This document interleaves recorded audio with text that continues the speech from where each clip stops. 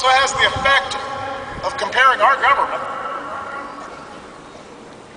our political opponents, to authoritarian, even murderous regimes. Now, we've seen this kind of politics in the past. It's been practiced by both fringes of the ideological spectrum, by the left and the right, since our nation's birth, but it's starting to creep into the center of our discourse.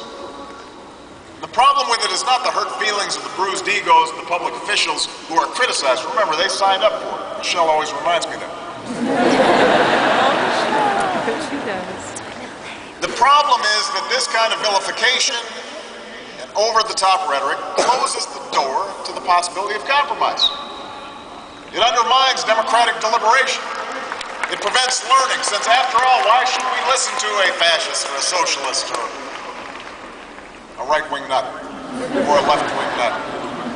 It makes it nearly impossible for people who have legitimate but bridgeable differences to sit down at the same table and hash things out. It robs us of a rational and serious debate, the one we need to have about the very real and very big challenges facing this nation. It coarsens our culture, and at its worst, it can send signals to the most extreme elements of our society that perhaps violence is a justifiable response.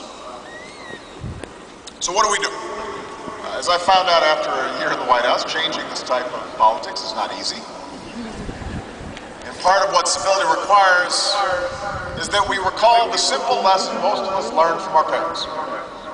Treat others as you would like to be treated, with courtesy and respect.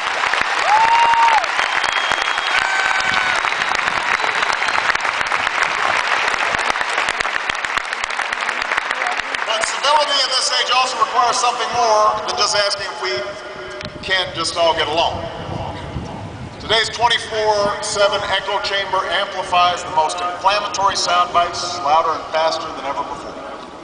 It's also, however, given us unprecedented choice. Whereas most Americans used to get their news from the same 3 networks over dinner or a few influential papers on Sunday morning, we now have the option to get our information from any number of blogs or websites or cable news shows. This can have both a good and bad development for democracy.